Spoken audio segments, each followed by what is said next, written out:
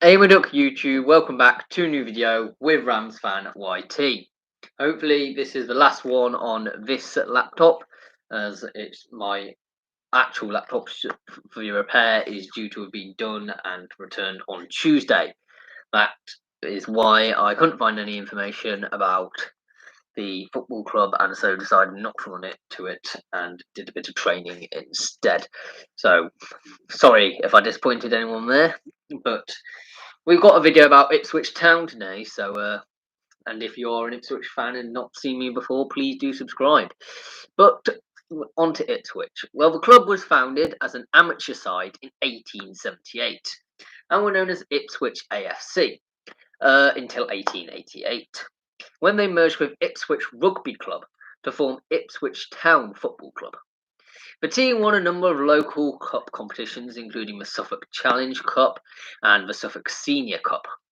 After playing in the Norfolk and Suffolk League from 1899 and the South East Anglian League between 1903 and 1906, they joined the Southern Amateur League in 1907. Now, with results improving steadily, they became champions in the 1921-22 season. The club won the league a further 3 times, in 1929-30, 1932-33 and 1933-34, before becoming founding members of the Eastern Counties Football League at the end of the 1934-35 season. A year later, the club turned professional and joined the Southern League, which they won in its first season and finished third in the next. Ipswich were then elected to the Football League on the 30th of May 1938 and played in the Division 3 South until the end of the 1953-54 season, when they won the title and promotion to Division 2. The club were immediately relegated back to the Division 3 South the following year at the end of a poor season, but made better progress after Scott Duncan was replaced as team manager by Alf Ramsey in August 1955. The club won the Division 3 South title again in 1956-57 and returned to the higher division.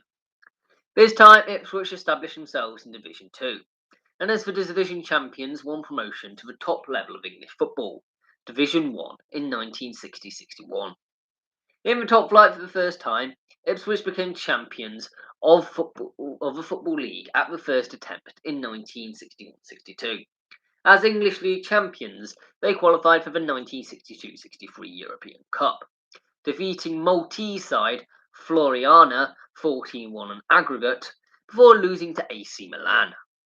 Ramsey left the club in April 1963 to take charge of the England national team. Under his leadership, the England team won the 1966 World Cup, which most of you have probably heard him from, and he received a knighthood for services to football in 1967. Ramsey was replaced by Jackie Milburn, under whose leadership fortunes on the pitch plummeted. 2 years after winning the league title, Ipswich slipped down to the second division in 1964, conceding 121 league goals in 42 games, one of the worst ever defensive records in English senior football. Milburn quit after just one full season and was replaced by Bill McGarry in 1964. The club remained in the second division for 4 years until McGarry guided Ipswich to promotion, along with his assistant Sammy Chung, in the 1967-68 season, winning the division by a single point ahead of Queen's Park Rangers. McGarry left to manage Wolves and was replaced by Bobby Robson in January 1969. Robson led Ipswich to 2 major trophies and several seasons in top-flight football. The successful period began in 1973 when the club won the Texaco Cup and finished 4th in the league, qualifying for the UEFA Cup for the first time. In the 1974-75 season, they reached the semi-finals of the FA Cup for the first time, losing to West Ham United after a replay, and finished 3rd in the league.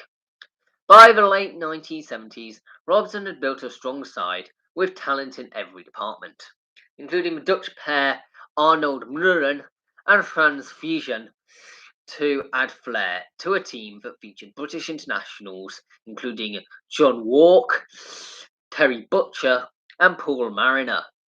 Although the Ipswich squad perhaps lacked the depth of established big clubs like Liverpool and Manchester United, Ipswich regularly featured in the top 5 of the league and in the UEFA Cup.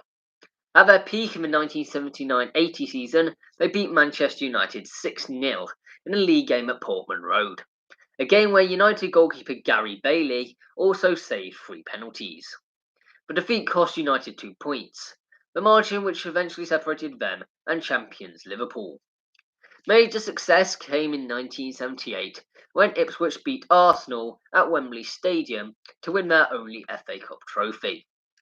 The triumph was followed by a UEFA Cup victory in 1981 with a 5-4 victory over AZ Alkmaar in the 2-legged final. The run to the final included a 4-1 win at St Etienne, captained by Michel Platini. The club also finished as league runners-up in 1981 and 1982. Robson's success with Ipswich attracted the attention of many bigger clubs, and it was linked with the Manchester United job when Dave Sexton was sacked in May 1981, but the job went to Ron Atkinson instead. The Football Association lured Robson away from Portman Road a year later when he accepted their offer to manage the England national team in July 1982. Robson's successor at Ipswich was his assistant manager, Bobby Ferguson. Under Ferguson, Town finished mid-table twice, but worsening performances meant that they began to struggle in the top division. The recent construction of an expensive new stand at Portman Road limited the club's budget, despite the money gaining from sales of key players, including Fission and Walk. Ipswich were finally relegated to the second division at the end of the 1985-86 season. Butcher, the last remaining key player from the successful 1981 team, was sold to Rangers that summer. Ferguson, who had remained in charge despite relegation, resigned in May 1987 after reaching the promotion playoffs but failing to return the club to the first division. Ipswich Town were then managed by John Duncan for 3 years until he was replaced by former West Ham United boss John Leal in May 1990, with Ipswich still in the second division. Leal guided Ipswich to the second division title and promotion to the new FA Premier League, ready for the 1992-93 season. Suffering only 2 league defeats before the new year, Ipswich started the season well and were 4th in the Premier League in January 1993. But a dip in form during the final weeks of the season saw them finish 16th. Poor form continued into the following season, and Ipswich only avoided relegation that year when Sheffield United suffered a 3-2 defeat at Chelsea on the final day of the season. 6 months later, fortunes in the pitch had not improved, and Leal was sacked in December 1994, with the club at bottom of the Premiership. Leal's successor, George Burley, was unable to turn the team performances around, and Ipswich suffered a Premiership record 9-0 defeat at Manchester United on their way to relegation. Back in the second tier of the league, Burley led the club to 3 consecutive promotion playoffs, but they were to endure defeats in all 3 semi-finals. Ipswich finally returned to the Premiership in 2000, after coming from behind to beat Barnsley 4-2 in the last Division 1 playoff final at Wembley Stadium. Ipswich performed well in the Premiership in their first season, with Burley's side finishing in an impressive 5th place, being pipped by Liverpool on the last day of the season for a place in the Champions League. Consolation was a UEFA Cup place and FA Premier League Manager of the Year award for Burley. However, the team took only 1 win in their opening 17 league games the following season, leaving them bottom in December. Despite a good run of form in January and February, Burley could not save the club from relegation back to the Championship at the end of the season. The loss of income due to relegation also led to the club going into financial administration. There was the minor consolation of again qualifying for the UEFA Cup, this time via the UEFA Fair Play ranking, and Ipswich survived 2 ties before losing in the second round proper to Czech side Slovan Liberec. A slow start to the season, culminating in a 3-0 defeat at struggling Grimsby Town, meant that Burley was sacked in October 2002 after nearly 8 years as manager.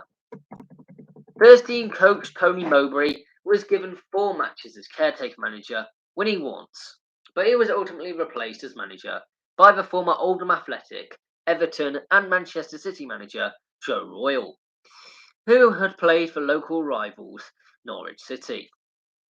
Royle inherited a side struggling near the Division 1 relegation zone, but revived fortunes such that the team narrowly failed to reach the playoffs. The 2003-04 season saw the club come out of administration and continue to challenge for promotion back to the Premier League. They finished that season in 5th, but were defeated in the playoff semi-finals by West Ham United. Narrowly missing an automatic promotion in 2004-05, Royal again took Ipswich to the playoffs, but once more they lost to West Ham United in the semi-finals. The year 2005-06 saw Ipswich finish in 15th place, the club's lowest finish since 1966. Joe Royle resigned by mutual consent on the 11th of May 2006, and a month later, Jim Maggleton was officially announced as the new manager. In November 2007, the club were involved in takeover discussions with both businessman Marcus Evans and former Birmingham City director David Sullivan. In December 2007, Evans completed his takeover of the club, purchasing an 87.5% stake in the club, investing around £44 million, which included the purchase of the club's existing £32 million debt. The club agreed a sponsorship deal with the Marcus Evans Group on the 20th of May 2008, lasting until 2018, the longest in the club's history. After failing to reach the playoffs despite substantial investment, Maggleton was sacked in April 2009. A new chief executive, Simon Clegg, replaced him with former Manchester United player Roy Keane. Keane's spell as manager came to an end after an unsuccessful 18 months, when he was sacked in January 2011, to be replaced briefly by Ian McParland in a caretaker role before Paul Jewell took the reins on a permanent basis. A poor start to the 2012-13 season, with Ipswich bottom of the Championship after winning only one of their first 12 games, led to Jewell leaving his position on the 24th of October 2012 by mutual consent. He was replaced temporarily by Chris Hutchings for a single match in a caretaker role before former Wolves boss Mick McCarthy was appointed full-time on the 1st of November 2012. McCarthy led Ipswich to avoid relegation, taking them from bottom of the league in November to finish in 14th position. The following season produced a 9th place finish, and in the 2014-15 season, a 6th place finish and playoff finish, though the club lost in the playoffs finals to local rivals Norwich City 4-2 on aggregate, and Ipswich ended the 2016-17 season in 16th place, their lowest finish since the 1958-59 season. McCarthy announced that he would be leaving the club on the expiration of his contract at the end of the 2017-18 season, on the 23rd of March 2018. However, following a 1-0 victory over Barnsley on the 10th of April 2018, McCarthy left early and announced his resignation, with 4 games left in the season and Ipswich Town in 12th place. He was replaced until the end of the season by Brian Klug as the caretaker manager. Ipswich would finish 12th at the end of the season. On the 30th of May 2018, Paul Hurst was announced as the new manager of the club on a 3-year contract.